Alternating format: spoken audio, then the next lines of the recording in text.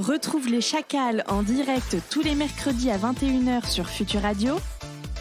Et si tu aimes nos replays, abonne-toi, active la cloche et partage nos vidéos.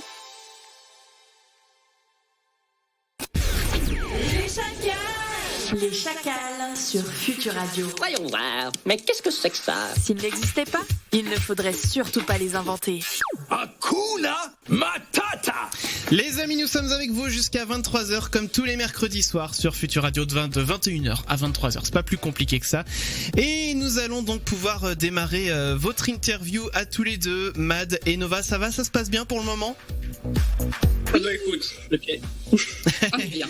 Bon bah c'est très bien, c'est très bien si ça se passe bien pour vous. Alors, pour commencer, vous savez quoi? Je vais vous laisser vous présenter déjà, donc nous dire qui vous êtes, ce que vous faites sur votre chaîne YouTube, depuis quand, voilà, donner un petit peu, voilà, tout ce que vous faites. Ben vas-y, je t'en prie. Donc on est Mad et Nova, on tient la chaîne Occulture, qui vulgarise du coup les mythes, les croyances, la religion, le paranormal, les légendes aussi un peu. Les légendes, c'est ça. On essaie de revenir en fait à l'origine des choses en nettoyant un petit peu tout ce qui a été rajouté par la pop culture. D'accord. De façon à récupérer le corps principal en fait de la légende de base. Voilà. D'accord. Voilà, et ça fait 4 ans qu'on fait ça maintenant. Ouais, voilà, c'est ça. 4 ans, d'accord, bah c'est pas mal. Qu'est-ce qui se cache derrière le mot occulture en fait, en lui-même? Eh ben, en fait, c'est une contraction de occulte et culture. Alors, c'est pas nous qui l'avons fait, hein, c'est un Américain qui a proposé ce néologisme dans les années 80, si je me trompe pas. Voilà, et en fait, on l'a récupéré parce qu'on a vu qu'en France, il y avait pas de chaîne qui s'appelait comme ça, donc c'était plutôt cool pour nous. D'accord. Et ça, moi, ça montrait bien ce qu'on comptait faire, quoi, faire la culture de l'occulte. La culture de l'occulte. Eh ben, j'ai envie de dire, du coup, le nom, il était vraiment tout fait pour vous. Très bien trouvé, en tout cas. Et qu'est-ce qui vous a donné envie de monter cette chaîne? Est-ce que c'est vraiment, ça vous a toujours fasciné, les légendes, ou c'est une idée comme ça qui est arrivée? Alors en fait, depuis qu'on se connaît, on a tous les deux ce goût pour justement tout ce qui est un peu inexpliqué, donc que ça soit en effet légende, mythe ou paranormal. Et on était des gros consommateurs de YouTube. On est toujours des gros consommateurs de YouTube. Mais à la base, voilà, on consommait beaucoup et on cherchait justement une chaîne qui vulgarisait un petit peu tout ça. Mm-hmm. Et malheureusement, on trouvait pas. On trouvait en effet des chaînes qui parlaient de ça, mais souvent de façon un petit peu racoleur et puis dans l'intention de faire peur, donc on n'était pas satisfait du tout. Et puis un jour, elle m'a balancé un t'es pas content, t'as qu'à le faire. Tu râlais, j'en ai marre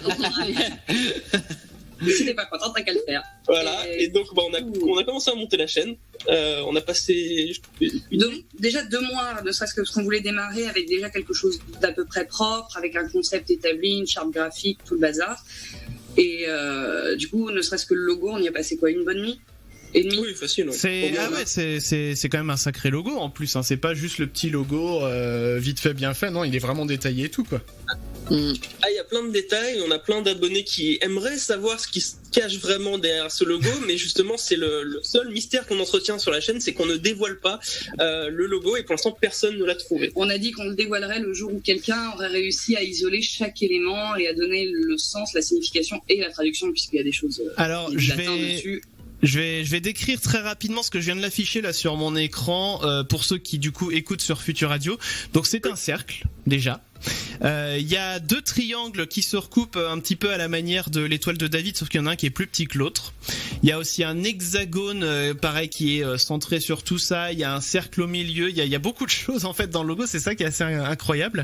Il y a une lune en haut. Il y a le symbole d'une planète, je sais plus laquelle. Je crois que c'est Mercure qui est en bas à gauche. Et puis il y a un autre symbole que je ne reconnais pas du tout qui est en bas à droite. Et il y a plein de symboles qui sont regroupés. Il y a même des phrases que je n'arrive pas à lire d'ici, mais c'est incroyable quoi. Il y a énormément de symbolique derrière tout ça quoi. Il y a une nuit de travail, ouais. Et d'engueulade. Oh bah oui. Ça fait bien que quand on s'engueule en fait. Mais en tout cas, très joli logo et très original en tout cas pour une chaîne YouTube, c'est très joli. On va se tourner un petit peu vers le chat parce qu'il y a quelques questions qui ont commencé à arriver. Alors juste une petite question très simple au départ. Qui des deux a eu l'idée de créer la chaîne ? Comme on l'a dit, c'est un peu venu un peu venu en mode bah t'es pas content, tu le lances. Donc en fait, on s'est regardé, je lui ai dit c'était pas content, t'as qu'à le faire, et en fait il y a eu un blanc, une sorte de et si on le faisait en fait. Mais du coup, c'est vraiment tous les deux qui l'avaient fait vraiment ensemble, ou alors du coup vous avez vraiment où il y en a plus un qui a été moteur et l'autre qui a suivi, ou enfin comment ça se fait? Non, en fait moi je faisais vraiment pour m'amuser avant de lancer notre chaîne YouTube, je faisais de mon côté des petits Vine à l'époque où il y avait Vine. Ah oui, la vraie époque ça. Ça a pas duré Voilà, longtemps, ça veut avant dire. que ça ferme, voilà. Et donc ça va faire fermer, et puis bon bah voilà, qu'est-ce que tu veux qu'on y fasse? Du coup, on n'a pas la main dessus. Et puis c'est vrai que quand on a eu ce moment un peu de blanc, on s'est tous les deux dit qu'on allait le lancer. Alors il y a eu ce moment où du coup j'étais le seul à apparaître sur la chaîne pour une raison que Mad m'a donnée.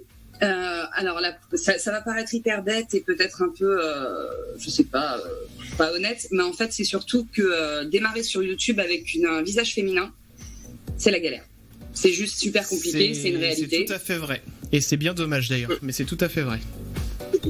Et du coup, on s'est dit que c'était peut-être bien qu'il y ait que Nova à l'écran pour le début, et qu'au bout d'un moment, quand on sentirait que la communauté était prête, et bien solide et bien ancrée, du coup je puisse arriver. Sans compter qu'à ce moment-là, moi je travaillais pour l'éducation nationale et c'est pas toujours très très bien vu dans le milieu. Ah, mais d'accord. Du coup, même déjà depuis le départ, en fait, vous étiez vraiment tous les deux à produire la vidéo. D'ailleurs, si tu regardes les génériques de fin, à chaque fois, il y a déjà le nom de Mad qui est là. Okay. Même s'il apparaît tout seul à l'écran. Parce qu'elle s'est occupée de tout le décor. Et justement, il y a toute la charte graphique qu'on a fait ensemble depuis le début et la façon aussi de réfléchir à comment on allait construire les vidéos. Quoi. Les écritures, tout ça, c'est des choses qui sont mûries à deux. On travaille plus aujourd'hui comme on travaillait au début de la chaîne, ça c'est certain. Ah oui, c'est sûr.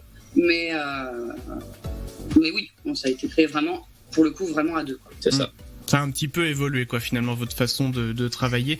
On va faire d'ailleurs, justement, on a une petite question prévue, justement, pour parler un petit peu de la façon dont vous préparez vos vidéos, comment vous faites vos recherches, etc. On va y revenir dessus tout à l'heure. Est-ce qu'on avait d'autres questions dans le chat qui On peut étaient dans en le caser coin une petite autre ainsi. Ah bah allons-y. Wonder Freeze qui demandait juste après si vous vous qualifiez de croyant au paranormal.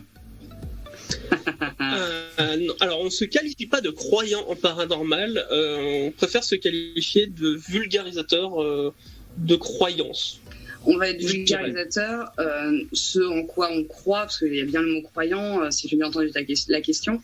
On donnera jamais sur YouTube notre avis là-dessus, c'est précieux, on tient à rester neutre. Et du coup, on dira jamais si on est d'une confession ou d'une autre, ou pas du tout, ou quoi que ce soit. D'accord. Donc du coup, bon, ça, c'était un petit peu l'objet justement de la question qui arrivait après pour Mathieu. En fait, jamais vous ne donnez vos impressions sur les légendes, sur ces choses-là. C'est vous restez le plus neutre possible et vous livrez les informations factuelles, quoi. On l'a fait une fois, mais sur la dernière vidéo. Parce que sur celle qui concerne le démon Zozo, voilà. Parce qu'en fait, c'était tellement bullshit avec tout ce qu'on a pu réunir que là, c'était juste pas possible. Et en plus, cette vidéo avait été faite pour répondre aux abonnés qui nous demandaient ce qu'on en pensait. Voilà. Ah oui, d'accord. Oui, vous avez répondu à votre communauté aussi oui, d'accord. Okay. C'est ça, et on s'est permis de donner un avis parce que justement, en faisant la vidéo, on a démontré que ça faisait pas partie de légende ou de croyance. C'était vraiment quelque chose qui est arrivé très tard, donc dans les années 2000, donc c'est vraiment très proche. Et on a démontré que ça venait d'internet, que c'était un mec qui avait réussi un petit peu à buzzer et qui aujourd'hui continue à faire croire, ou en tout cas est persuadé que ce Zozo existe bien, donc quelque part c'est pas une légende, pour lui c'est un fait. Et nous on explique que il y a des preuves que c'est un petit peu n'importe quoi ce qu'il dit. D'accord. Okay. C'est vrai que ça m'avait fait marrer en plus les noms Zozo et Crapoulet. À quel moment t'appelles un démon Crapoulet, quoi? C'est quand même incroyable. Je sais pas si ça marcherait aujourd'hui. Je veux dire, autant à l'époque Internet c'était encore quelque chose un peu plus dans une niche, quoi. Je sais pas du coup si aujourd'hui ça pourrait marcher avec, vu que tellement Internet est au cœur de nos vies, que quelqu'un lance une rumeur, genre un démon, un truc qui existe, et puis que du coup ça soit autant repris finalement que cette histoire de Zozo, Crapoulet, et puis j'ai oublié le troisième nom, mais Mimi, voilà, tout simplement. Je pense que oui, parce que comment s'appelait ce défi là Le Momo Challenge. Le Momo Challenge, regarde les. Ah oui, oui. peu. Les gens y ont vraiment cru. Il y a toujours quelque chose à dire, alors que c'est une sculpture artistique au départ. Qui a été détournée. Donc moi, je pense que ça prendrait toujours, en fait, ce genre de truc. Ouais, d'accord. Ouais, bien amené. D'accord, ça pourrait marcher alors. Alors. Changeons un petit peu de sujet de petites secondes. On commence tout juste là à se déconfiner. Ça dépend des endroits de la France, mais voilà, c'est quand même en bonne voie. Malheureusement, les conventions, c'est pas encore pour tout de suite. Est-ce qu'il vous arrive, vous, de vous y rendre? Est-ce que c'est dans vos projets? Carrément. Généralement, même on ne refuse pas de convention. Non. Tant qu'on l'a pas testé, on ne refuse pas de convention. Et les seules fois où on a été obligé de refuser de convention, c'est soit que dans notre vie privée, on a déjà un truc de prévu ce week-end-là, parce qu'en général, c'est les week-ends. D'accord. Et où il y a deux conventions qui se chevauchent, du coup, on accepte toujours la première. Et l'autre, on lui dit, désolé, on est déjà engagé, quoi. Même si elle est plus grosse, on va quand même accepter la plus petite qui nous aura contacté en premier. D'accord. Et là, du coup, dans le futur, il y en a peut-être certaines qui commencent à se mettre en place. Avec le confinement, c'est pas forcément évident, mais... On a le Angers Geek Festival qui devait avoir lieu en avril, qui s'est décalé du coup en octobre. Donc on y sera. D'accord. Et le Metalhead Festival qui va se faire sur Paris, ça va être la première année qu'ils font ça, comme le Angers Geek Festival d'ailleurs, ça va être la première année également, et on y sera, on a été invité, donc ça aussi c'est en octobre. D'accord, ok. En espérant que ça se tienne d'ici là. C'est ça, on croise les doigts. Espérons-le, évidemment, c'est tout le mal qu'on peut souhaiter, qu'on peut vous souhaiter, et puis souhaiter aussi à tous ceux qui font cette convention et qui y participent. Je me retourne à nouveau vers le chat parce que j'ai l'impression qu'il y a quand même pas mal de petites questions qui arrivent, donc c'est plutôt cool. Donc Paul, Clem, la parole est à vous. À Paul, ouais. Alors du coup, on a juste une petite question très très rapide comme ça. Il y a des gens qui se demandent s'il y a des choses dans votre décor qui a déjà bougé ou fait un truc paranormal. Non, il me semble pas. Si en post-production, ça bouge, mais... C'est un peu bizarre, il y a des gouttes d'eau il y a des tombées en plein tournage en plein été. De nulle part. Il y a 3 gouttes d'eau qui sont tombées devant nous pendant qu'on tournait. C'est le seul truc un peu mystique qui nous est arrivé. Mais est-ce que ce serait pas la poupée par hasard? Ah non, laissez Annabelle. Non, adorable.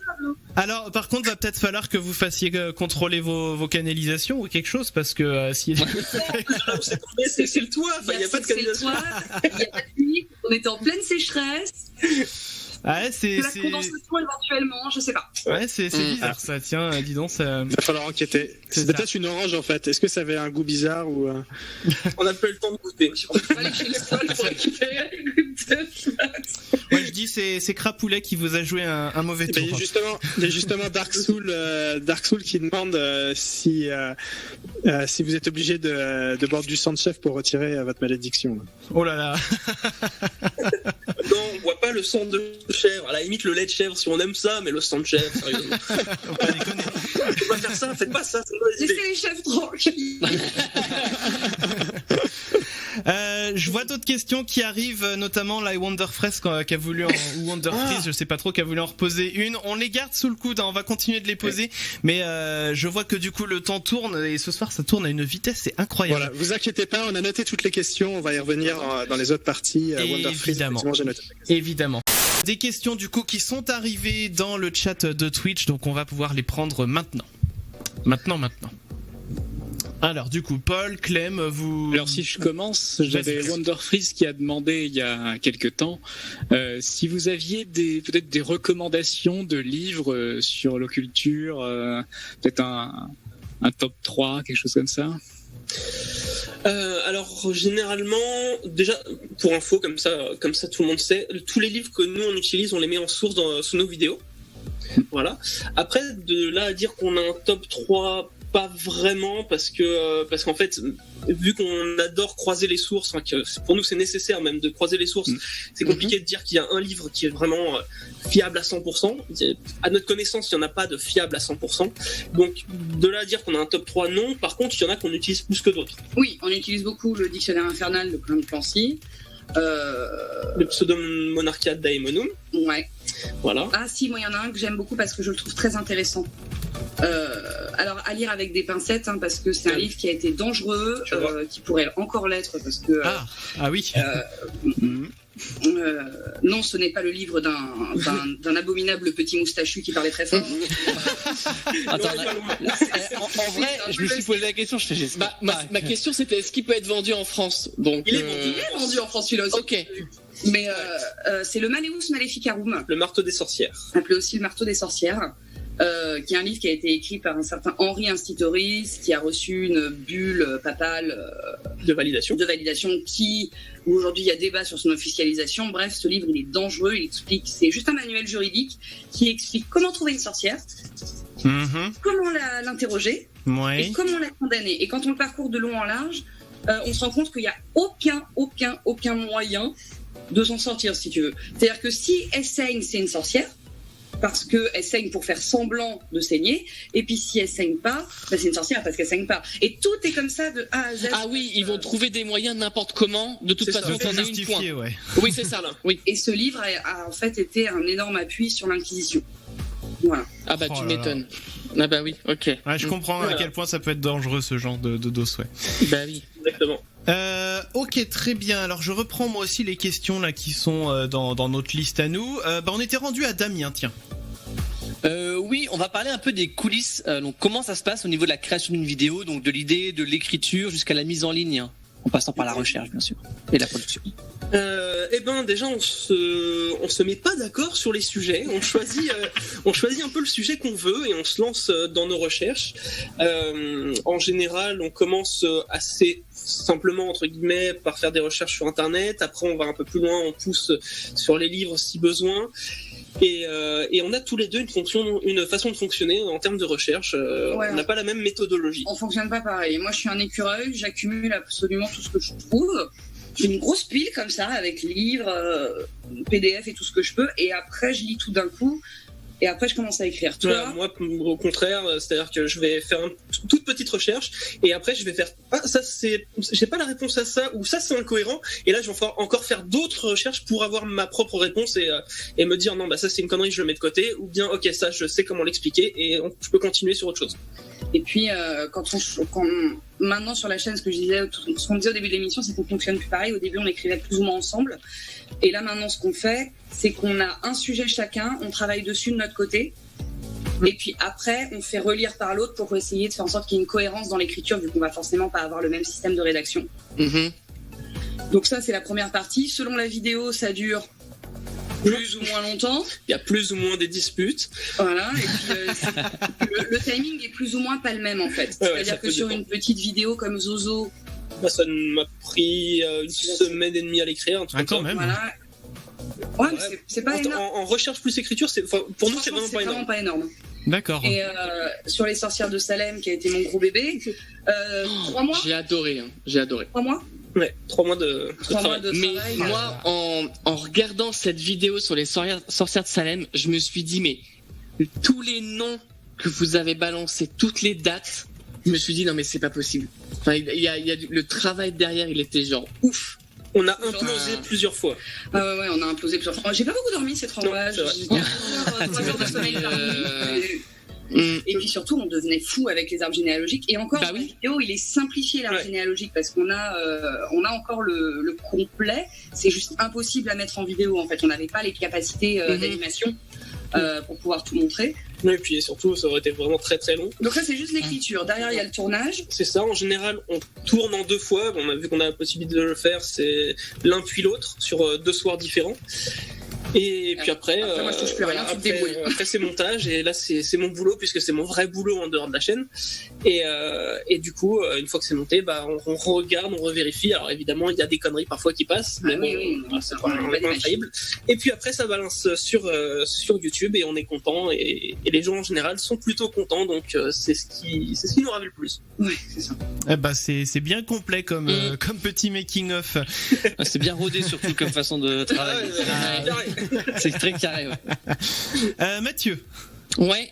Alors, est-ce que vous pensez qu'en général, la fiction utilise plutôt bien les légendes qu'elles abordent, ou au contraire, vous pensez que, sans être vulgaire, elle se torche avec On va être vulgaire, elle se torche avec la plupart du temps. Non, non, moi je me suis pas remise de plein de trucs qui m'ont dans une colère. C'est lui qui subit mes colères. En plus, le pauvre, il fait rien, il est gentil. Oh les chats. Oui. Hop, le trou du cul du chat. Par exemple, le petit scandale l'irrespect d'une culture, c'est le film La Llorona qui est sorti il y a pas très longtemps finalement.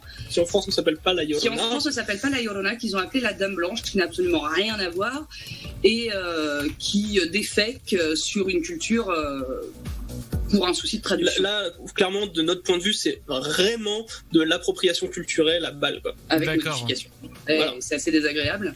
Et en plus de ça, par-dessus, déjà que les Américains refont à leur sauce une légende qui est plutôt d'Amérique du Sud, et en plus en France, derrière, on vient remettre une couche de caca en appelant ça la Dame Blanche, qui n'a rien à voir avec la Llorona. Oui, ce qu'on veut dire, c'est qu'on peut toujours mettre du caca sur un gâteau, ça fera pas un gâteau au chocolat, quoi. Et c'est un peu ce que de temps en temps. Un autre exemple, on parlait des méchants de Disney tout à l'heure. Grosse colère, Disney qui appelle son film Hercule, alors qu'il aurait dû s'appeler Héraclès. Ils ont mélangé les mythologies à tel point que, si je dis pas de bêtises, quand il est sorti en Grèce, il y a eu des manifestations, il y a des cinémas qui ont refusé à ce point-là. Et du coup, en Grèce, il s'appelle vraiment Héraclès pour le coup. En Grèce, il s'appelle Héraclès. Et là, ils veulent faire un live action, j'ai cru entendre. On espère qu'ils vont rattraper leurs bêtises. Les moires, c'est pas du tout ça. Voilà. La plupart du temps, ils font plus ou moins n'importe quoi, et c'est assez frustrant. D'accord. Ouais, c'est marrant du coup, parce que j'imagine que quand on s'intéresse au sujet comme vous, forcément ça doit tiquer un petit peu quand on voit mais pourquoi ils ont fait ça avec... C'est ça, et je pense que tu peux pas être concentré au cinéma. Peut-être tu vas au cinéma, tu penses passer un bon moment. Ouais, ça perturbe. Et là t'as un truc horrible et c'est putain, ça te gâche ton truc quoi. Des fois on se pose vraiment la question de pourquoi ils veulent forcément modifier alors que déjà souvent il y a des choses qui sont pas exploitées, c'est un peu exclusif. Voilà, une affaire comme celle des Warren par exemple, c'est voilà, on va dire que Warner sont les premiers à vraiment se plonger dans toutes les affaires Warren. Et en fait, l'histoire, elle est écrite. Pourquoi vouloir modifier autant de choses, en fait? Et là, tu te dis, par exemple, Valak, en effet, il y a tellement de choses à faire que pourquoi les défaire pour en refaire d'autres et juste reprendre le nom, en fait. Ils sont pas forcément plus angoissants dans un film d'horreur. Le cas Enfield, où on sait que les Warren, je sais pas si vous voyez, ils étaient pas là. Enfin, ils sont venus 2 jours, ils se sont fait virer par la famille parce qu'ils ont demandé à la famille de dire des trucs aux journalistes. Ils se sont fait dehors à la porte comme des malpropres. Parce qu'il y avait déjà des enquêteurs sur place, des Anglais en fait. Et donc c'est pas vraiment une affaire Warren. Pas du tout une affaire Warren, ils se sont fait virer. Donc oui, non, en général, c'est pour ça qu'on regarde. C'est pour ça que le cinéma se torche avec les. Et c'est pour ça qu'on n'en regarde pas trop en fait des films d'horreur. On les regarde par acquis de conscience parce qu'on nous en parle chez les abonnés. Mais la plupart du temps, on n'est pas. On est difficile du coup. On est chiant en fait. Je vois passer dans le chat parce que je garde un petit œil dessus quand même de temps en temps. Or022 qui dit j'adore votre chaîne, votre meilleur film occulte. Alors je sais pas si c'était une question, mais oui sûrement qui demandait. Ouais, sûrement. Bah déjà merci beaucoup. Merci. En film. Profitons-en pour poser la question. Hein, Ouais, c'est bien, c'est bien. Je peux choisir une série, j'espère qu'il n'en voudra pas. Pas tricher. Non, j'ai un gros coup de cœur pour la série Haunting of Hill House de Netflix. D'accord. C'était un pur bijou, que ce soit dans la réalisation, dans l'étalonnage. Le directeur de la photographie a fait un travail de fou. Les montages sont dingues. Et l'histoire, pour une fois, elle est prise d'un roman. Et du coup, en fait, elle tient pas mal la route. Et il n'y a pas de screamer. Et pour autant, on n'est pas du tout sensible, mais t'es pas bien pendant la série. Il y a une espèce de malaise qui se centre. Je vois le genre. Ouais, et toi? Pour moi, écoute, je vais faire de l'occulte simple, on va dire, parce que c'est pas vraiment un film d'horreur, mais c'est j'ai oublié, avec Michael J. Fox. Fantôme contre fantôme. Ouais, j'adore. Je sais pas si vous connaissez. D'accord. C'est super. Alors, déjà, rapidement, vous pouvez donner 3-4 noms. C'est une question qu'on pose à tous nos invités. À qui vous êtes abonné sur YouTube? Comme on l'a dit, on est des gros consommateurs YouTube, donc voilà, on a déjà spoilé du coup JDG, parce que voilà. JDG le bazar. Et tout le monde s'en fout. Ouais, on a Al 236 qu'on suit beaucoup. Ah ouais, il y a un bijou. Ouais. D'accord. Ouais, après il y a les copains aussi, ça a l'artichaut, musique antique, Antox Collaboy. Voilà. Ah oui. Jamy, maintenant que Jamy sur Jamy. Quelle chaîne base. Évidemment. Voilà, il y a Maître Thibaut, il y a Osmosis, niveau jeux vidéo, il y a Cédric Jurassic. L'Instrumentarium de l'Insolite, Matérialiste. Ah oui, qu'on a reçu il y a pas longtemps. Matérialiste et puis Laetitia, on les a reçus récemment. Ouais. Voilà, c'est vrai qu'il y a une liste, il y a Cyplay, il y a Métal le Curieux. Team Tattoo, Boneless Archéologie. Ouais, Boneless Archéologie depuis peu, mais carrément. Voilà. C'est déjà pas mal, Damien, la 8. Ah oula, je n'étais pas prêt. Alors la 8. Est-ce qu'en dehors de YouTube, vous prévoyez de sortir des livres, produire des choses différentes, autre chose? Les t-shirts par exemple. Il y a les t-shirts en effet qu'on vend depuis un moment maintenant, parce qu'à la base on n'avait pas du tout l'intention de les vendre, et au final il y a beaucoup d'abonnés qui nous ont demandé, donc on produit des t-shirts. Autant se faire du flouze. Écoute, on va pas se plaindre. Mais pour l'instant on va commencer sur le non concret. C'est-à-dire que évidemment on nous a déjà contacté pour écrire des livres en rapport avec la chaîne, mais ce qu'on nous a proposé ne convenait pas du tout, parce que si on doit faire un livre qui est en rapport avec la chaîne, on voudrait que ça ne ressemble pas à nos épisodes, parce que sinon c'est facile, on fait copier-coller de nos trucs, et on n'a pas du tout envie de vendre ça à nos abonnés. Donc les livres, sans doute qu'il y en aura, mais pour l'instant c'est pas prévu. Moi j'avais écrit un scénario de court-métrage qui est toujours dans ma tête, et un jour sans doute il sera fait, voilà.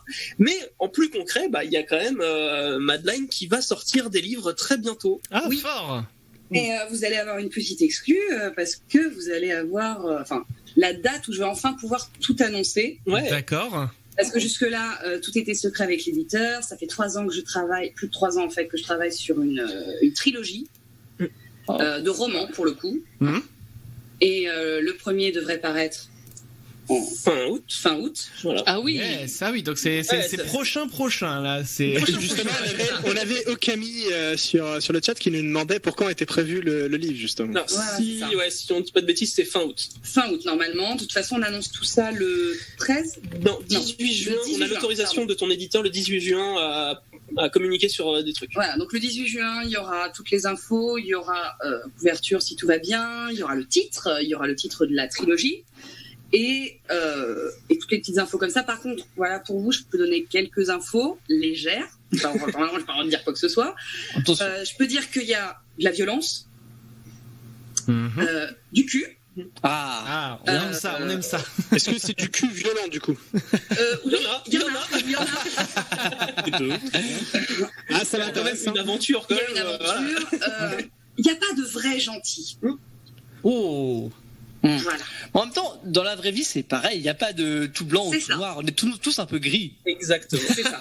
Ouais, ils sont gris très très foncés, quand même. Mais voilà. Merci pour cette petite exclu. Cool. Voilà, comme ça, en plus ceux qui nous suivent là ce soir sur Twitch et sur Futur Radio, ils auront eu l'exclu pareil. Donc on va se tenir au taquet. Abonnez-vous à leur compte Twitter, Facebook, suivez-les sur YouTube, vous aurez des infos certainement. On a encore des tas de questions qui sont arrivées sur Twitch, donc on va en prendre quelques-unes. Vous êtes fous les gens. Là maintenant, mais non, mais c'est très bien. Moi, j'adore quand ça cause comme ça dans tous les sens. C'est super.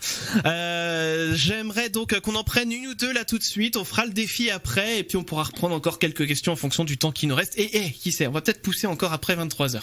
Donc restez bien à l'écoute. Quelques questions. Donc Clem Paul, je vous laisse mener la barque. Alors il y a Watt qui nous dit de l'occulte exclusivement la partie occulte noire, ou aussi d'autres approches des mythes et légendes. Et si je me trompe sur le terme occulte, je veux bien votre définition. Voilà, je vais définir occulte et je te laisse. Vas-y, je t'en prie. Alors occulte, ça veut dire ce qui est caché, ce qui est secret. Donc en soi, à partir de là, on peut mettre plus ou moins un peu tout dans occulte. Alors après, nous, on est parti du principe que aujourd'hui, il y a beaucoup de choses qui sont occultées, autant sur les croyances que sur les légendes, sur les mythes, et c'est pour ça qu'on essaye de, justement, on prend un peu le contre-pied, on fait la lumière sur tout ce qui a été occulté. Voilà. J'ai des rideaux occultants, là, c'est bon. Ouais, voilà. Par exemple, on va faire la lumière sur ta fenêtre. Voilà, donc on part de ce principe-là. On se dit que en effet, il y a beaucoup de choses qu'on appelle occultes pour dire que c'est un peu maléfique et un peu noir, un peu magique, machin. Donc oui, en effet, ce terme rassemble tout ça. Mais nous, on part vraiment du principe que c'est surtout ce qui est caché. Souvent, en effet, par la religion au fur et à mesure du temps, qui a modifié pas mal de croyances, et aussi justement comme on disait la pop culture qui occulte certaines choses de certaines légendes et certains mythes. Voilà, c'est pour ça que on nous a souvent fait la remarque oui, le décor il faudrait le mettre plus sombre, il faudrait tout éteindre, mettre des bougies. En fait non, parce que le concept de la chaîne c'est justement de faire la lumière sur les choses qui sont tenues cachées ou les choses qu'on ne sait pas. Du coup hors de question de tout se foutre dans le noir. Ouais, c'est une bonne façon de voir les choses, j'aime bien. Une autre question d'auditeur, on a un petit peu de temps. Justement, là, ça tombe bien. On a beaucoup de gens qui se demandaient, vu qu'on peut voir votre décor sur Twitch, il y en a qui se demandaient si on pouvait, si vous pouviez nous présenter par exemple quelques éléments qu'on peut voir. Alors, et on aussi, peut pas bouger la cam, une question par exemple, où est-ce que vous avez trouvé certains objets, des choses comme ça. Ouais. Alors Annabelle qui est juste là derrière nous, celle-là je l'ai faite. Ah parce ouais. Que, impossible de trouver une Anne Raggedy de cette taille-là, ça se trouve plus. Qu'est-ce qu'il y a d'autre le cadre de Vlad, c'est pareil, c'est un cadre que j'ai trouvé aux grosses ordures et puis on a rajouté. J'ai remis ça dedans. Là, c'est un cadeau d'abonné.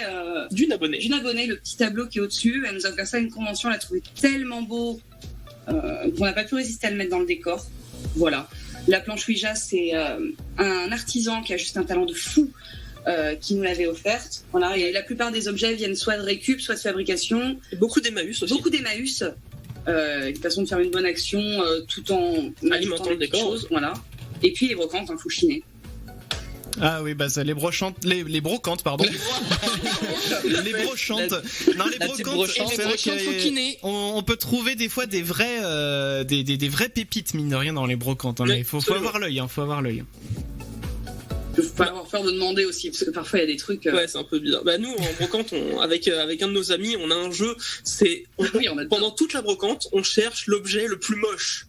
Et à la fin de la brocante, quand on a validé notre objet, on vote pour qui a vraiment trouvé le plus moche. Voilà. Parce que c'est un peu long parfois les brocantes, et du coup c'est un bon moyen de s'occuper entre potes pendant une brocante. Et ça permet d'avoir les yeux un peu partout pour trouver le pire objet, et au final tu trouves de beaux objets à côté du truc. Voilà. Vous savez quoi ? On va continuer les questions, on va pousser les questions là jusqu'à la fin de l'émission, jusqu'à 23h sur Futur Radio et sur Twitch. Et du coup, on poussera le défi après 23h et ça sera en exclu sur Twitch. Donc, il faudra bien rester à nous regarder, les amis, sur Twitch. Donc, on va continuer les questions des auditeurs. Voilà, on en a plein d'autres. Donc, allons-y. Je vous laisse continuer de mener la barque, Paul et Clément. Vas-y, Clément. Alors pour la suivante, j'avais noté Sworded23 qui demandait est-ce que vous parlerez des araignées un jour ? Oui, ouais. Ce sera dur pour moi, qui suis arachnophobe, mais oui, c'est prévu. J'ai horreur de ça aussi, les araignées, c'est quelque chose. Quand elles sont toutes petites, ça va. Mais dès qu'elles commencent à être un petit peu, genre celles qu'on trouve dans les coins de maison ou dans les greniers et tout ça, dès que ça commence à être au moins de cette taille-là, je peux plus. Non mais c'est la taille des pattes, ça va encore. Chez nous, tu pètes un plomb, on a ce qu'on appelle des tarentules européennes. On a un bout de forêt à côté et on a des trucs, mais c'est comme ça, ça a des pattes énormes. Pour vous dire, pour ceux qui écoutent quand même, vous rejoignez le pouce et l'index et vous faites un cercle, voilà, ça vous donne une idée. Mon Dieu. Alors, je suis mort de rire pour un truc, c'est que là depuis le début du confinement, moi je travaille avec Christopher, voilà, et depuis le début du confinement, Chris travaille de chez lui et moi je suis toujours au bureau, donc on est séparés. Et en fait, Chris, j'ai ramassé l'autre jour une araignée absolument énorme juste sur ton bureau en fait. Mais je vais pas revenir de sitôt, moi. T'inquiète pas, je l'ai mise dehors, mais effectivement j'ai ramassé une araignée énorme. Ça se trouve, elle a pondu des petits, hein. Non, s'il y avait des petits, je les aurais vus depuis le temps. Il y a des petits œufs dans le faux plafond. Mais après, chez moi, j'essaye de les garder, les araignées, parce qu'on dit que les araignées, quand même, c'est utile, parce que ça permet d'éviter d'avoir d'autres insectes, d'autres cochonneries et tout. Donc, les moustiques, en l'occurrence. Nous, on a un chat, ça marche bien aussi. Hein. Les chats, ça marche bien aussi, c'est vrai. Les chiens aussi, les chiens aussi. Non, les garde c'est pas mignon, les chats. S'ils les mangent, ils vont chez le veto parce qu'ils sont malades. Ah merde. Ils sont trop grosses. Ouais, dégage dehors. Est-ce qu'on a d'autres questions dans le chat qui sont arrivées et qu'on peut citer là? Alors, j'ai Nico qui demandait, en gros, si vous avez une vidéo que vous préférez ou un sujet que vous avez abordé que vous préférez sur votre chaîne. Alors Nico, si je me trompe pas, ça doit être mon cousin. Ouais, c'est ton cousin, ouais. Alors c'est Nico. N-I-K-O-W. Oui, c'est ça. W. Ouais, c'est ça, c'est ton cousin. Vas-y, je t'en prie, commence. Oui, moi, personnellement, c'est Salem, parce que le travail était énorme, et puis la théorie, quand elle est apparue, j'ai un peu cramé, j'ai cramé le cerveau, j'ai bossé toute la nuit. Tout d'un coup, j'ai commencé à voir qu'il y a des trucs qui allaient pas, pour ceux qui n'ont pas vu la vidéo. Une autre explication qui est pas trop sortie sur un possible comment dire, on va éliminer les concurrents, voilà. On est sur un truc comme ça. Et au début, je me suis dit, oula, je pars dans une théorie complotiste, je suis complètement en train de déphaser. Et puis finalement, ça se tient plutôt bien. Ouais. Et oui, non, ça doit être celle-là. Voilà, moi, ça va être celle qu'on a sortie juste après d'ailleurs, sur les EMI, les expériences de mort imminente, parce que c'était un sujet qui m'intéressait même bien avant qu'on ouvre la chaîne YouTube, et j'avais hâte de le faire, et en même temps je la repoussais parce que je voulais qu'elle soit nickel et prendre justement un peu d'assurance sur YouTube avant de la faire. Et on a eu la chance d'avoir énormément d'invités qui ont répondu présent pour faire les témoignages, et du coup ça m'a encore plus galvanisé pour la faire. Ouais, c'était super ça. D'accord, ok. Donc celle du grenier d'ailleurs, dont on parlait. Des vidéos à aller voir sur votre chaîne, bien entendu. Juste avant de continuer, il vous reste combien de questions du chat, Clem et Paul? Là, j'en compte 4. Là encore. 4, d'accord. Eh ben, allons-y. On a encore un peu de temps. On va les dérouler et puis on va voir. On continue. Show must go on. Alors, on a Okami qui posait la question, puisqu'on a parlé en tout début d'émission de la charte graphique. Ouais. Et donc lui, il était assez curieux de savoir comment est-ce que vous l'aviez fait et avec quel logiciel, donc plus d'un point de vue technique. C'est ton oui, c'est mon job. Alors le logo, on l'a entièrement fait sur Photoshop. Voilà, tout simplement. On a tout travaillé sur Photoshop pour le logo, et pareil pour la bannière évidemment, et tout ce qui est fixe. Par contre, pour le générique, c'est un mélange de Final Cut pour le côté montage et de Motion pour l'animation du logo. Motion, d'accord. Motion, okay. C'est un logiciel sur Apple.